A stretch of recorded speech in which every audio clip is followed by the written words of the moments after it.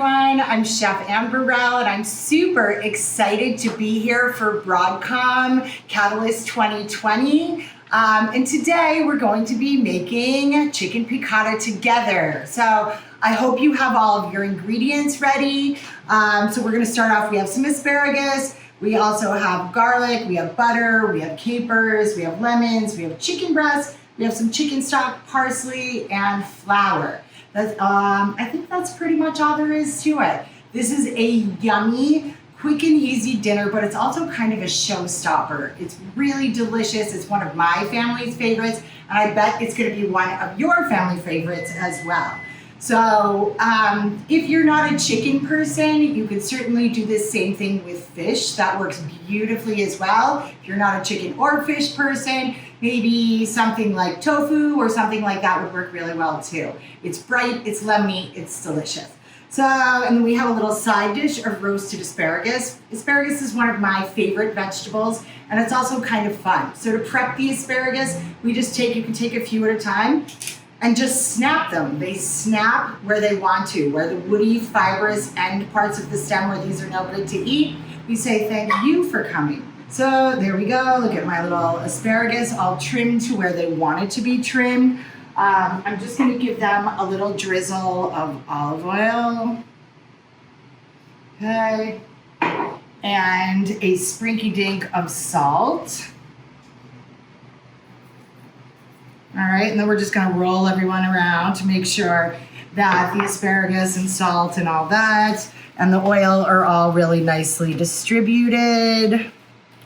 There we go. And a nice single, hey, you get back on there. A nice single even layer. All right, and that's all there is to that. And you know what? These are so delicious. About 15 or 20 minutes in the oven and they're done and delicious. All right, so there we go, right into the oven. We'll see you in about 15 or 20 minutes. Now, let's start with our mise en place, which means put in place. It's the first thing anyone learns in culinary school, and it's about do all your prep work first, because that makes cooking so much more easy and enjoyable. So I have 3 lemons here. One I'm going to zest and juice. So I have just a measuring cup, and I have like a little tea strainer in there. So I have 1 lemon. I'm going to juice and zest this guy. So I'm just gonna roll it around, to squish it around to make it really nice and juicy. I have this guy, one of my favorite pieces of kitchen equipment, a microplane. And we're just going to zest the lemon. This is where the citrus oils are. This is where so much flavor of the citrus fruit, lemon, lime, orange, grapefruit even. This is where so much of the flavor is, and a lot of times we just throw it away. So use that zest. All right, let's get zested. So just around the outside, when you start to get down to the white part of the lemon, stop. That's the pith, and it doesn't taste good. It's really bitter. All right, so there we go. Lemon zested. We'll toss that guy right in there. Look at this now. All right. I'm just gonna take the tip of my knife and stick it in there a couple of times to kind of break all of those cells, and we're just gonna squeeze it. There we go, juice and zest of 1 lemon done. Look at that. You can pull this out, and I have lemon zest and juice and no seeds. All right, put that over there, thank you for coming. That's the first part that's set. Now, let's talk lemon supremes. We have 2 more lemons, and this is a little bit of a tricky, sort of tedious kind of thing, but it's really important for this dish. So I cut off the top and the bottom of the lemon, and then I'm gonna just take this skin and the pith off right around. I'm gonna use the shape of the lemon. I'm not gonna cut straight down. So we just keep going around like this to take the skin off. All right, you want all the pith and everything as well. There we go. We say to all of our lemon skins now, thank you for coming. All right, now the supreme part of this is where things get a little bit tricky, but have some patience, and it's really well worth it.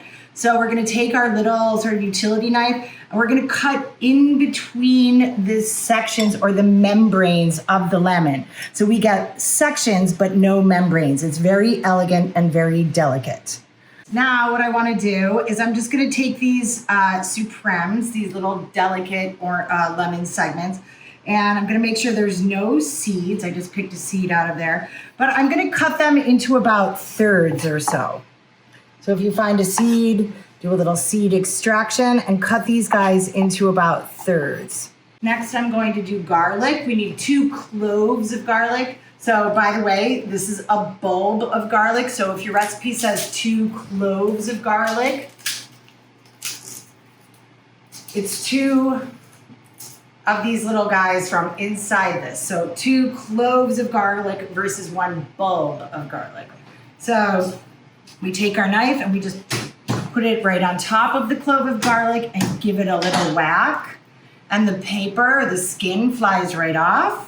All right, and then when we have our garlic peeled and ready to roll, we're gonna take it, and this is kind of fun. You sort of feel like a badass doing this, but we wanna smash the garlic so the garlic gives off its garlic goodness as soon as it hits the hot oil.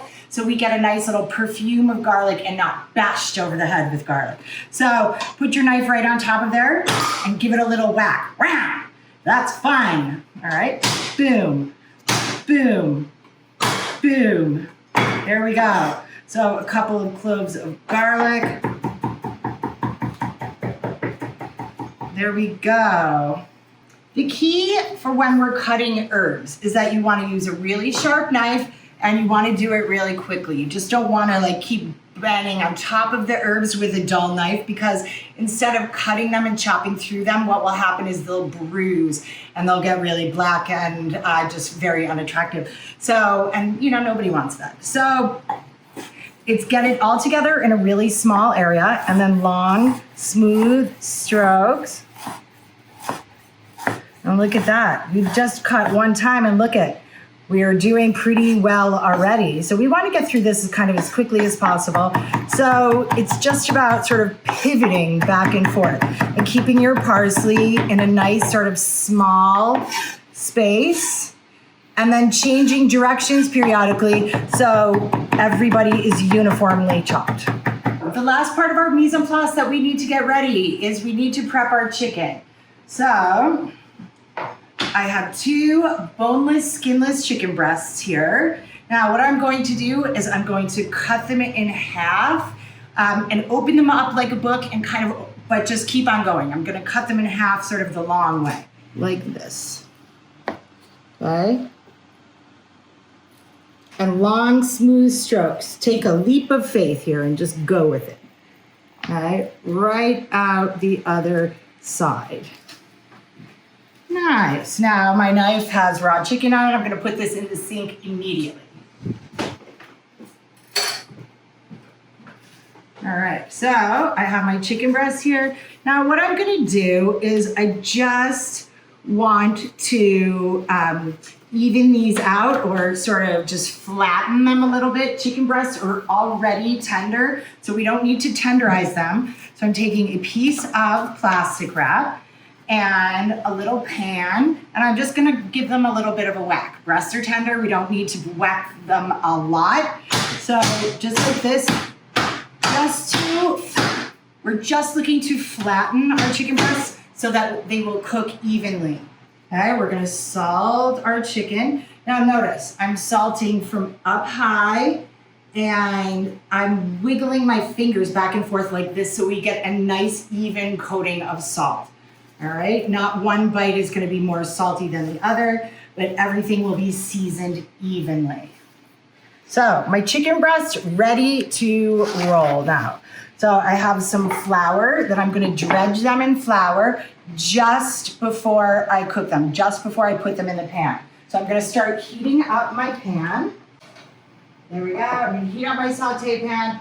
I'm gonna give it a nice coating of oil, and we can ditch that later. But so for now, I'm going to just let my oil heat up, and then I'm going to pass my chicken breast through the flour and immediately into my pan. So our first chicken breast, this is what we do. We put it in the flour, shake off the excess flour, but you want it nice and evenly coated. Shake off the excess and immediately right into your pan. There we go. All right, great stuff. Now we're gonna continue on with that. All right, I'm gonna do 2 chicken breasts at a time. I'm not going to crowd the pan. If you crowd your pan, what happens is things end up steaming and they never get brown and crispy, and that's what we're looking for.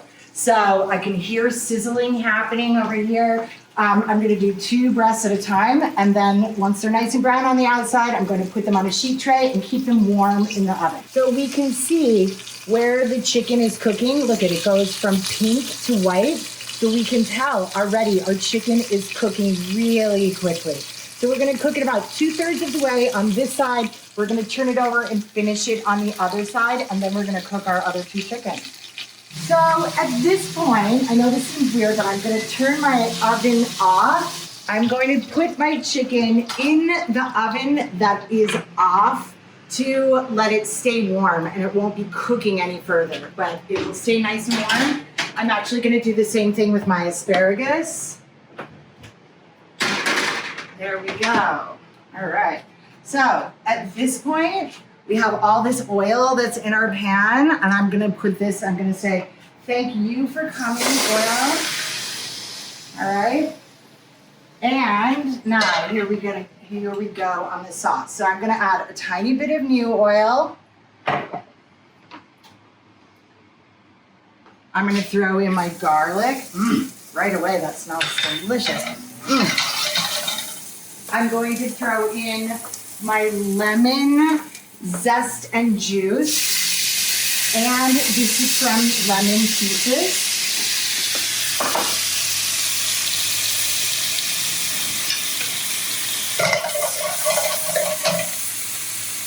I'm going to throw in about a 1/2 cup of chicken stock.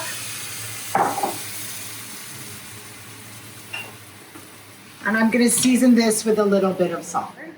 And I want to see the amount of liquid reduced down by about 1/2. Now, this is where things get a little bit fun in the world of chicken piccata, because I have 4 tablespoons of butter, about a 1/2 a stick, and we're going to add these into our pan like 1 pat at a time. And we're just going to swirl it around until we see the sauce start to really thicken up.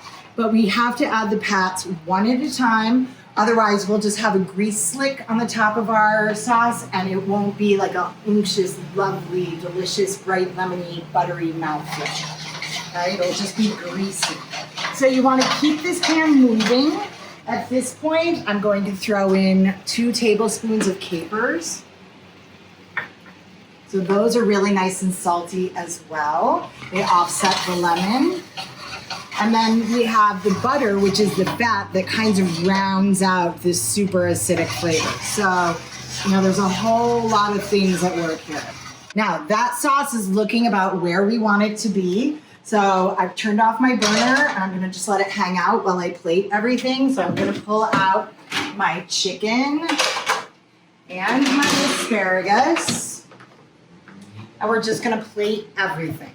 All right, we're gonna take 1 piece of chicken, and we're going to take another piece of chicken, lay it right on there. Now, the very last thing that we have to do for our sauce before we plate, okay, we have this beautiful sauce happening here. I have all my parsley, my green parsley that I chopped. I add this in at the very last second because we want it to be beautiful and green. We don't want it to turn sort of an army green. So there we go. We stir all of that in.